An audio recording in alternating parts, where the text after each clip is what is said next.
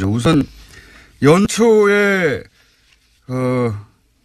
정부 문재인 정부 평가는 어떻습니까? 연초에 실제로 지난 연말에는 대개 이제 70%를 오가는 것으로 예. 오르내리가 했는데 실제로 연말에 전화면접 조사로 해보니까 70% 후반대 75, 77, 8 더 올랐다. 연말 를 보면서 전체적으로 보니까 괜찮았네 이런 건가요? 네, 그런 것 같습니다. 그래서 대개 이제 전화면접 조사를 하면 ARS 조사에 비해서 대체적으로 정치 그 고관여층이 아닌 소극적 관여층들이 응답을 많이 하는데요. 그래서 이제 흔히 말하는 중도층들이 많이 잡히는데 그런 층에서 대통령에 대한 우호적 시각이 상당히 두텁다는 것이 확인되고 있습니다. 그런데 연말 들어서 더 그런 어떤 현상들이 높아진 것 같습니다. 본부장님 보시기 어떻습니까? 대통령 지지율 그러면 이제 주로 이제 12 일종의 딴지일 수도 있는데 왜 이렇게 높으냐? 난 이해가 안 된다. 그렇게 말하는 보수 진영의 분들이 많죠. 네, 그래서 보수 응답자들이 많이 참여하지 않았다라는 이야기를 하기도 하거든요. 그렇죠. 그런데 그런 모든 걸 감안하더라도 문재인 대통령의 지지율은 매우 높은 것입니다. 방식이 바뀐 것도 아니고 그만큼 이 문 대통령 지지율의 특징 자체가 이 국정 운영 스타일에 대해서 이 국민들이 주목하고 있다. 파격적인 소통 행보. 그러니까 관리하고 있는 지지율로도 보여집니다. 그만큼 추진 동력을 얻기 위해서는 지지율이 중요할 수밖에 없는 것이거든요. 네. 그 중요성을 알고 있다고 봐야 되겠죠. 그러니까 숨은 보수표가 얼마나 되느냐. 샤이 보수. 이게 늘 이제 관심거리는 일부 있다고 봅니다. 뭐 한 저는 5% 남짓은 있다고 보는데 중요한 것은 조사할 때 중앙일보나 조선일보나 이런 어떤 보수 매체에서도 여론조사를 하거든요. 그러면 그 어디가 의뢰한지를 표명을 합니다. 조선일보 의뢰로 중앙일보 의뢰로 한다. 이런 사실을 밝히기 때문에 보수층이 그 대거 숨었다. 이거는 굉장히 착각이라고 생각합니다. 있을 수는 있지만 네. 크지 않다. 그렇게 크지 않다. 예전에 이명박 전 대통령 시절 지방선거할 때 그런 거 있었죠. 샤이 진보가 분명히 있었죠. 그때는. 네. 그 당시에는 그 무당파들의 3분의 2는 야당 동조를 하는 층이었습니다. 그래서 실제 여론조사하고 거의 20% 가까이 차이가 나는 지방선거 결과가 나왔지 않습니까? 그렇습니다. 숨어 있는 표가 10%가 된다 그러면 그 표가 옮겨오면 말씀하신 대로 공장장께서 말씀하신 대로 20% 가까이 되는 것이거든요. 그만큼 숨은 표를 잃는 것도 그 당시에는 히즈모를 그런 데서 없었고 언론사나 그렇다 보니까 집전화 중심으로 있습니다. 대개는 핸드폰 조사를 하지만 한계가 있었고요. 그러다 전에 그 선관위에 제공한 그때도 집전화 있었어요. 맞아요. 그렇기 때문에 차이가 큰 거고요. 대표성이 있다고 이야기합니다. 2010년만 하더라도 집전화로 하는 것이 아주 대표성이 있겠다고 급속도로 이 휴대폰이 보급된 이 현상을 좀 반영하지 못했던 것이 2010년의 결과였죠. 그렇기 때문에 최은주는 상당히 정확하다 보시면 됩니다. 당시 여론이 엄청나게 먹었죠. 저희 맞습니다. 뭡니까? 썰렁하게. 네, 알겠습니다. 네. 콧구녕을 알 수도 있습니다. 그래서 썰렁한 이정렬 판사님 계셨을 때 한번 나오셨다면서요, 두 분이. 예. 끝나고 뒤풀이가 더 길었습니다. 그때하고 똑같다고 생각하시면 안 됩니다. 알겠습니다. 네. 정신 차리겠습니다. 네. 자, 하여튼 국정 운영 평가는 연말 연시효까지는 모르겠으나 오히려 더 높게 나왔다. 네. 희한하네요. 문재인 대통령 지지율의 특징을 이제 지난 충분한 데이터가 쌓였으니까 이제 6개월 이상 특징을 보자면 뭐 어떤 특징이 있습니까? 쉽게 얘기하면 이제 중도층에서도 3분의 2 이상은 문재인 대통령이 지지하고 있고요. 진보층뿐만 아니라 그리고 보수층에서도 거의 절반 가까이는 지지를 하고 있습니다. 보수층 지지층도 상당히 두텁다. 네, 그렇습니다. 그러니까 응답자 특성으로 보면은 중도층도 그렇고 또 호남 지역에서의 지지율이 또 매우 높고 연령대별로 골고루 뭐 30대, 40대, 50대까지 지지율이 높다는 것인데 특징 중에 하나가 과거에 대통령의 지지율이 높을 때는 특정한 이유가 있었습니다. 이것 때문에 내가 지지한다. 그런데 문재인 대통령의 특징은 국정 운영 스타일 이전에는 볼 수 없었던 이 소통을 하고 있고 또 많이 경청하고 있는 모습 때문에 특별한 이유가 없다 하더라도 물론 직전 정부, 직전 대통령은 많이 비교는 되겠지만 잘한다 이런 평가가 있는 것으로 저는 제가 볼 때는 이상적인 리더 이미지와 지금 현재의 문재인 대통령 이미지가 상당히 일치합니다. 조사를 해보면. 그래서 이제 그런 측면에서 국민들이 나름대로 높은 인기를 그 대통령이 구가하고 있는 것은 그만큼 어떤 리더가 우리 시대에 필요한가 이런 사람들의 마음속에 있는 상들이 있는데 그 상과 지금 문재인 대통령의 이미지가 상당히 중첩된다. 이것 하나 꼭 말씀드리고 싶은데 이 일반인들이 대통령의 전화를 받았을 때 굉장히 놀래거든요. 근데 그 감도가 굉장히 진할 수밖에 없는 것이 일본의 이 오부치 총리가 오부치 대화 전화라고 해서 큰 감동을 불러일으켰었는데 문재인 대통령이 직접 국민들에게 전화를 해서 소통하는 그런 모습들이 다른 통화가 되지 않았던 국민들조차도 감동을 받을 수밖에 없는 것이거든요. 깜짝 놀랄 수 있는 겁니다.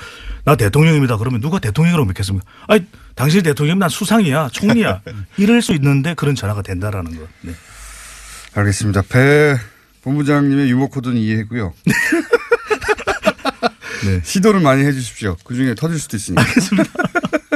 어쨌든 특정 이슈 때문에 지지한다라기보다는 그 스타일 자체 또는 뭐 시대에 맞는 상을 가지고 있는 거군요. 그렇죠. 네. 그리고 추진하는 방향 자체에 대한 적절하다. 왜냐하면 적폐청산에 대한 공감도도 높지 않습니까? 실제로 해보면. 이러면 참 야당이 답답해지는 겁니다. 그렇죠. 예. 반면에 야당은 좀 죽을 쓰고 있고요. 예. 그러니까 이러면 특정 이슈를 공략한다든가 특정 인기 요인을 공략하면 되는데 참 곤란해지는 상황이고요. 자, 그럼 지방선거 얘기를 또 해보겠습니다. 올해 정권에서 가장 중요한 이벤트는 지방선거고 결국 이 지방선거 결과에 따라서 이제 정계 개편이고 굉장히 많은 변화가 있을 수도 있는데 격전지 얘기하나요? 네. 여론조사를 남긴 했습니다만 현재 기준으로는 격전지가 안 보여요.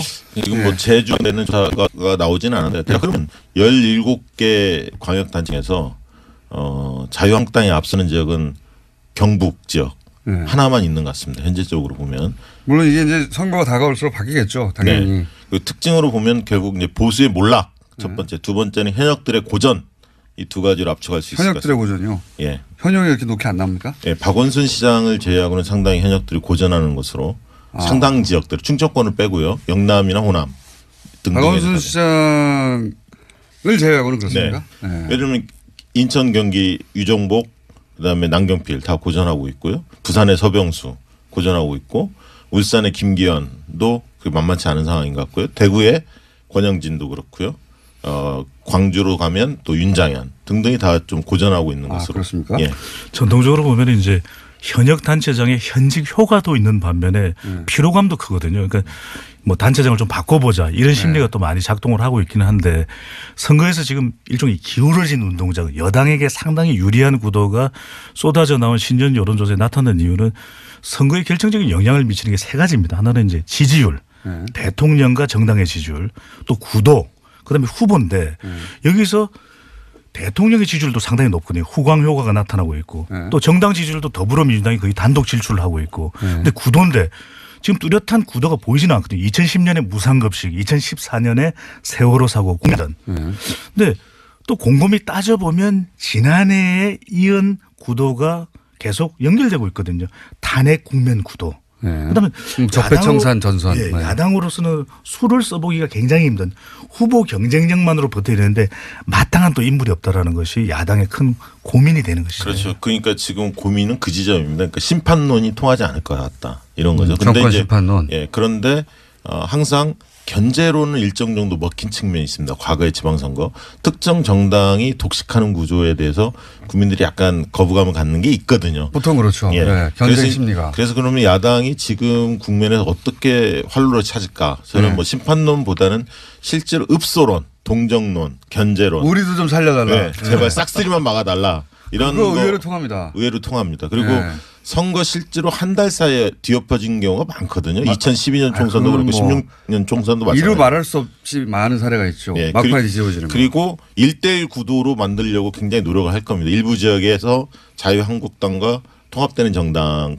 간에 후보 단일화를 한다든가 이런 식으로 해서 뭔가 막판 뒤집기를 시도할 것으로 보여지는데 그러나 지금 흐름으로 본다면 상당히 역부족이다. 저는 그렇게 보여집니다. 왜냐하면 대통령의 초강세 지속에서 집권 1년 만에 치러지는 선거거든요. 이번 선거가.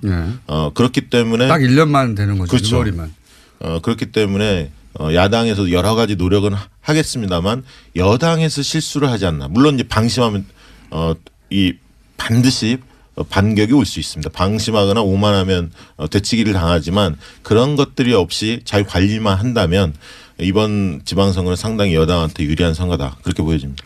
그래서 뭐 자유한국당을 비롯해서 이제 야당에서는 무당성 비율이 상당히 높지 않느냐. 그러니까 이들이 지난 이전에 지방선거에서 봤던 숨은 표다. 결국 투표율이 가까워지면 우리에게 올 것이다. 그런데 여기서 이제 중요한 것이 그런 변수가 작동이 돼야 되거든요. 그만큼 그런 숨은 표를 끌어올 수 있는 경쟁력 있는 후보가 나설 수 있냐. 그러니까 후보도 보면 뭐 비빌 언덕이 있어야 되거든요. 당선 가능성이 높다. 그럼 나 출마할게. 이렇게 되는데 그래서 지금 중요한 것이 이 자유한국당을 비롯해서 야당 통합 신당이라고 우리가 이야기를 하지 않습니까? 과연 이 효과가 얼마만큼 야권에서 좀 불러 일으켜질 수 있는지. 국민의당과 바른정당의 통합이 될 거라고 전제하고 그 이름은 아직 정해지지 않았지만 통합 정당. 그 정당이 이제 원래 통합 이름이 정해지기 전에는 통합신당이라고 보통 불러요. 통합신당이라고 부른 다음에 여론조사를 하면 통합신당은 언제나 여론조사에 높게 나옵니다. 역사적으로도. 네이밍 효과죠. 네. 통합신당 좋잖아요 느낌이. 통합도 되고 새로운 거야. 그리고 상처 없이 온전히 통합되는 느낌도 들고요. 네. 그렇긴 한데 그래서 이제 온전한 여론조사 결과라고 볼 수는 없긴 하나 뭐 이름도 정해야 할 것이고 그 사이에 이제 떨어져 나가는 사람들도 나오고 뭐 이러면서 상처를 입고 주저앉게 되는 게 보통의 이제 신당의 모습이긴 한데 그걸 감안하고서 이 새로운 당이 이 판세에 미칠 영향은 뭘까요? 실제로 우리 그 사회에서 삼지대 정당 사이 삼지대 시장은 분명히 존재합니다. 그러니까 20% 내외에는 분명히 시장이 있습니다. 지난번 안철수 대표가 21%를 했고요. 총선 때도 국민의당이 26%인가 7% 정당 득표를 했었죠. 그 정도는 있다 이거죠. 예, 그 정도는 늘 있는 거고요. 그런 측면에서 지금 통합신당이 15에서 20% 선에서 정당 지지율, 가상 지지율인데요. 기록하는 거는 가능할 수도 저는 있다고 봅니다. 캠페인 효과가 극대화된다면. 다만 이게 이제 상처 없이 가야 하는 거고 아까 그 국민의당과 통합하는 과정에서 많은 분이 떨어져 나간다든가 바른정당에서 뭐 남경필 지사나 등등 주요 인사들이 이탈을 했을 경우에는 그렇게까지 시너지 효과는 없는데 다만 좀 주목해서 봐야 할 지점은 이게 왜 좀 시너지가 있느냐. 그 자유한국당이 그야말로 대안으로 못 써 있기 때문에 그런 거죠. 그리고 두 번째는 유승민이라는 상당히 보수에서 매력적인 카드가 아직은 상처를 덜 받았습니다. 안철수 대표는 굉장히 상처를 많이 받아서 비호감도가 굉장히 높은 반면에 유승민 대표가 살아있는 거죠. 비호감도가 높게 나옵니까 요즘? 안철수 대표 굉장히 높습니다. 여론조사 예, 그래서 실제로 지금 여론조사 해보면 유승민 대표가 안철수 대표보다 훨씬 높은 것을 확인할 수 있습니다. 몇몇 조사에 드러났는데요. 예, 그렇습니다. 말을 갑자기 끝내셔가지고. 우리가 지금 효과가 있느냐 효과가 없느냐. 공장장께서 말씀하셨던 대로 신당이라고 하는 이름은 일단 주목을 받게 되는 효과가 나타나는 거죠. 통합신당 이름이 항상. 그러니까요. 또 이것이 이 폭우냐 가랑비냐. 폭우면은 아주 영향력이 클 텐데 그렇지 않더라도 가랑비 정도만 돼도 우리가 가랑비에 옷 젖는다 그러지 않습니까? 그러니까 이 효과는 분명히 나타나는 것이 적어도 선택지를 줄여주는 것이거든요. 바른정당과 이 국민의당이 통합되면서 선택지가 3개 정도로 정리가 되는 셈입니다. 더불어민주당, 자유한국당 그리고 통합신당. 정의당도 있습니다만. 네, 물론 정의당도 있어요. 정의당의 파괴력을 결코 무시해서는 안 되는 것이고요. 근데 여기서 그렇게 되는 경우에 여론조사 결과에서 보여지는 것은 자유한국당하고 상당히 경쟁하는 정도의 수준은 올라선다라는 것이거든요. 그러니까 더불어민주당의 위협적인 존재는 안 되겠지만 내년 지방선거에 적어도 광역단체장에 뭐 큰 영향을 주지는 못하겠지만 기초단체장도 있거든요. 후보에 훨씬 더 주목하게 되는 것이 기초단체장. 강역의원 선거 정도에는 영향을 줄 수 있다. 이런 또 분석도 가능해요. 그러니까 이 선거에 있어서 지방선거는 총선과 조금 다른 특성이 있습니다. 뭐냐면 우리 편을 그냥 무조건적으로 지지하는 게 아닙니다. 같은 갑이면 우리 편을 지지하지만 능력에 대한 차이가 있으면 잘할 사람을 뽑는 선거가 지방선거입니다. 그래서 인물 요인이 상당히 큰 선거예요. 역대 다 그랬습니다. 특히나 젊은 층일수록 무조건적인 지지가 아니라 조건부 지지를 보내고 있습니다. 그런데 오히려 장년층, 노년층들은 무조건적인 지지를 합니다. 그러니까 번호 보고 투표하는. 그렇죠. 거기는 정당 요인이 큰 거고요. 장년층은 젊은 층은 인물 요인을 높게 보고 있습니다. 그런 점을 감안했을 때 여당이 그 낙관을 할 수는 없는데 다만 이런 점은 있습니다. 문재인 정부의 중간 평가로 지방선거를 지금 몰고 가고 있거든요. 야당도 그렇고 언론도 그렇게 몰고 가고 있는데 중간 이제 너무 짧지 않습니까? 그러니까 중간 평가로 몰고 가면 몰고 갈수록 야당이 늪에 빠지게 돼 있습니다. 대통령 선거로 가면 이 부분이 하나 대통령 지지율이 너무 높기 때문에 그렇습니다. 두 번째는 개헌 정국이 있다는 겁니다. 물론 개헌이 그 지방선거 동시투표가 안 될 가능성이 높습니다만 이 과정에서 지방 분권에 대한 어떤 국민들의 공감대가 상당히 커지다 보면 개헌 지방 분권을 강화하지 않은 개헌에 대해서 반대하고 있는 자유한국당 이 부분들이 지방선거에 나서는 기초단체장이나 광역단체장 자유한국당 후보들로서는 굉장히 곤혹스러운 대목입니다. 때문에 이 분권을 그 전면에 내세워서 이 개헌 드라이브가 걸렸을 때 자유한국당이나 바른정당 이런 분들이 굉장히 고전할 가능성이 있다는 거죠. 보수 야당이 그러면 살 수 있는 방법은 아까 말씀하신 읍소 네. 한 번만 살려줘. 이거 말고 그리고 여권의 어떤 오만과 이런 어떤 방심 속에서의 어떤 뭐 자중질환이 당내 경선에서 뭐 파열음이 난다든가 건방진 태도를 보인다든가. 네. 예상을 뛰어넘는 공천도 중요한 또 변수가 될 수 있을 것으로 보여지거든요. 왜냐하면 우리가 광역단체장만 주목을 하는데 기초단체장의 경우에는 우리가 잘 모르고 있지만 또 기초단체장에서 얼마만큼 당선시키느냐 강의의원 또 정당 투표도 있고 교육감 선거도 있거든요. 그러니까 이런 데서 아예 예상하지 못했던 그런 인물들을 등장시킬 경우에 그런 부분도 선거에서 중요한 변수가 될 수 있는 부분이거든요. 네. 네. 그리고 하나 말씀을 더 드리면 이 지방의원들도 굉장히 중요합니다. 그러니까 기초의원, 광역의원을 우리가 뽑지 않습니까? 광역단체장, 기초단체장을 뽑듯이.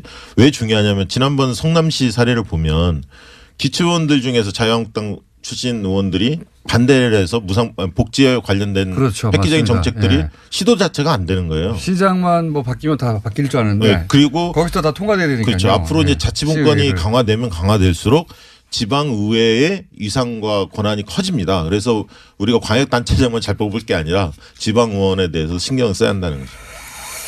국민의당과 바른당 통합 요 자체만 놓고 보자면 국민의당과 바른당이 어떻게든 통합은 될 거라고 보시죠. 두 분 다. 우여곡절이 있어 보이는데 그건 이제 네. 왜냐하면 지지층을 보더라도 완전히 일치하지는 않거든요. 중요한 것이 우리가 얼마만큼 효과가 있느냐가 두 당의 이 구성원들이 통합되는 것 중에 지지층들이 통합이 돼야 됩니다. 그렇죠. 여기서 이제 그렇죠. 시너지 효과가 나타나야 되는데 네. 그러기 위해서는 통합 과정이 매우 중요하다는 거죠.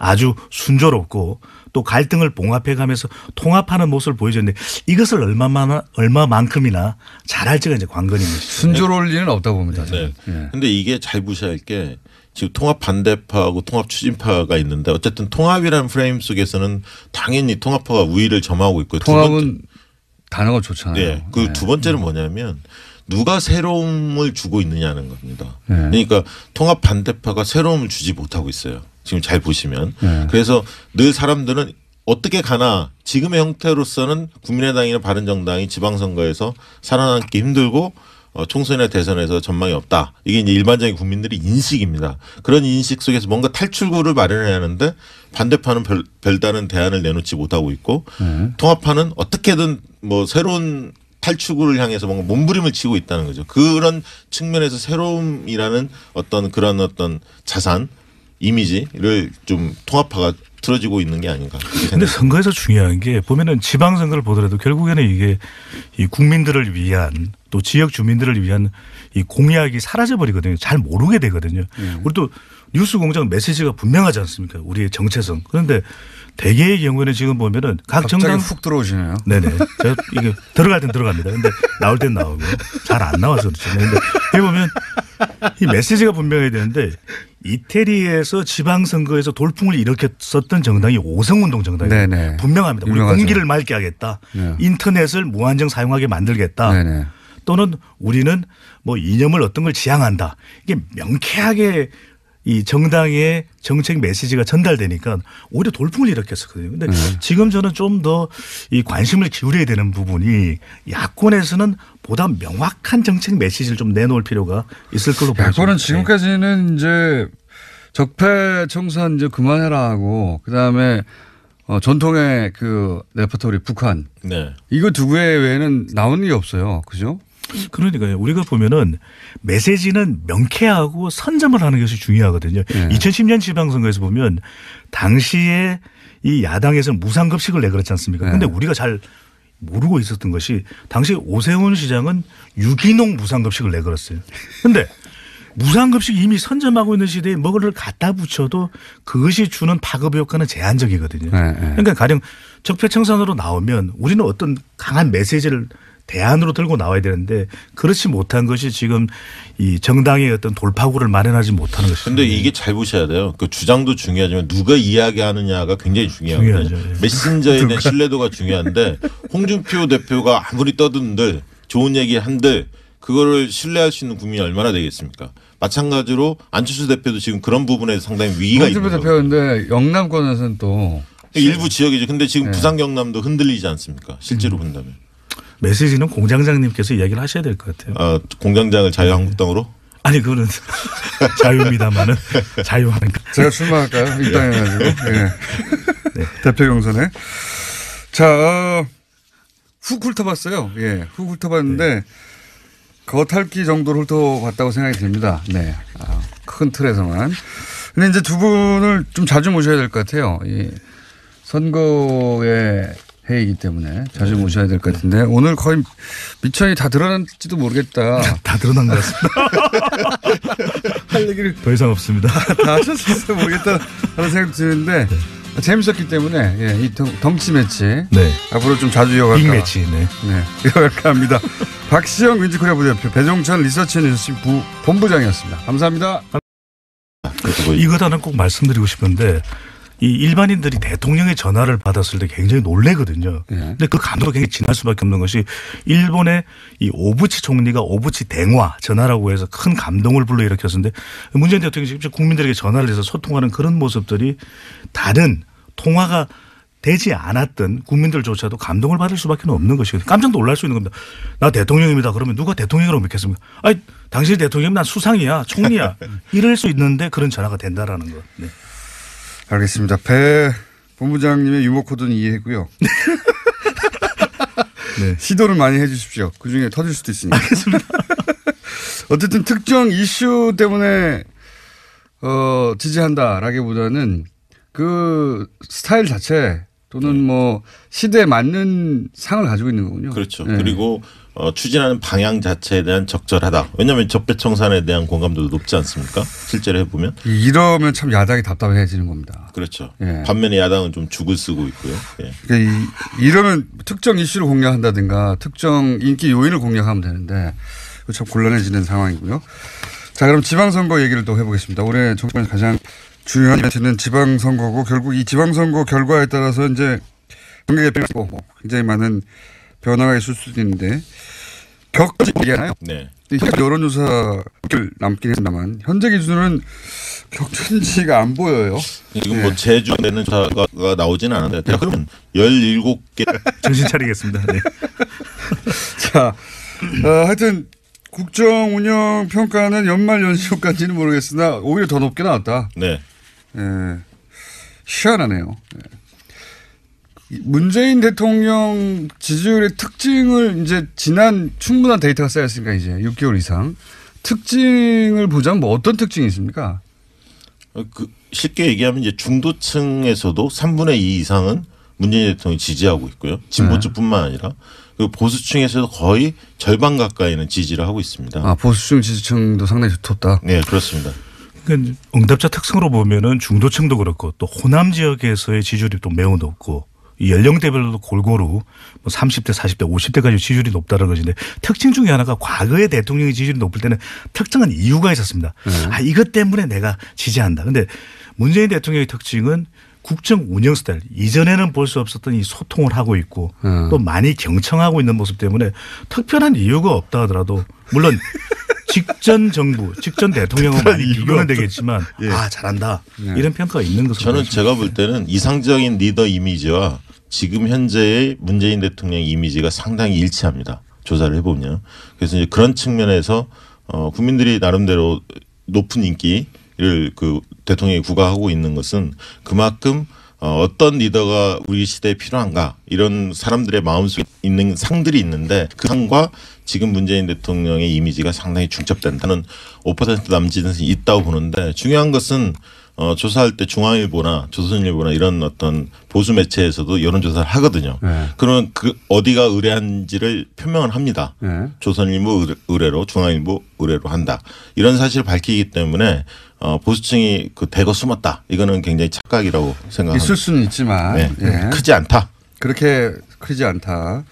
예전에 이명박 전 대통령 시절 지방선거할 때 그런 거 있었죠. 샤이 진보가 분명히 있었죠. 그때는. 네, 그 당시에는 그 무당파들의 3분의 2는 야당 동조를 하는 층이었습니다. 그래서 실제 여론조사하고 거의 20% 가까이 차이가 나는 지방선거 결과가 나왔지 않습니까? 그렇습니다. 숨어 있는 표가 10%가 된다 그러면 그 표가 옮겨오면 말씀하신 대로 공장장께서 말씀하신 대로 20% 가까이 되는 것이거든요.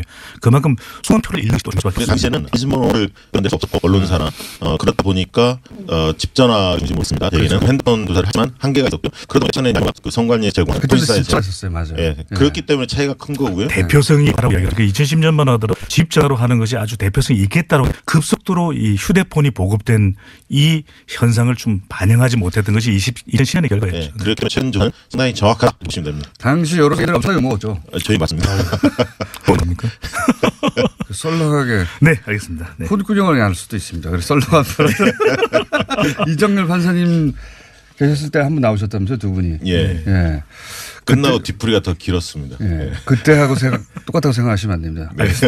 네. 광역단층에서 자유한국당이 앞서는 지역은 경북 지역 네. 하나만 있는 것 같습니다. 현재적으로 보면. 물론 이게 이제 선거가 다가올수록 바뀌겠죠. 당연히. 네. 그 특징으로 보면 결국 이제 보수의 몰락 첫 번째, 두 번째는 현역들의 고전 이 두 가지로 압축할 수 있을 것 현역들의 같습니다. 고전이요. 예. 현역이 이렇게 높게 안 나옵니까? 예, 박원순 시장을 제외하고는 상당히 현역들이 고전하는 것으로 상당 지역들 충청권을 빼고요. 영남이나 호남 등등. 박원순 시장을 제외하고는 그렇습니까? 네. 네. 예를 들면 인천, 경기 유정복 그다음에 남경필 다 고전하고 있고요. 부산의 서병수 고전하고 있고 울산의 김기현도 만만치 않은 상황인 것 같고요. 대구의 권영진도 그렇고요. 광주로 가면 또 윤장현 등등이 다 좀 고전하고 있는 것으로. 그렇습니까? 예.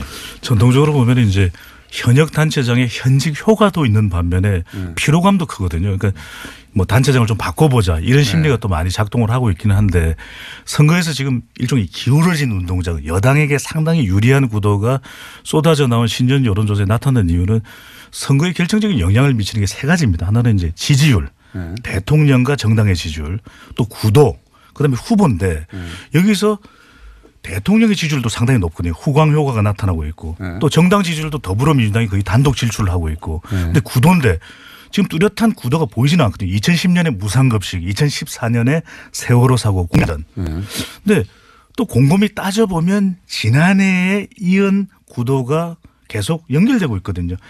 우선 연초에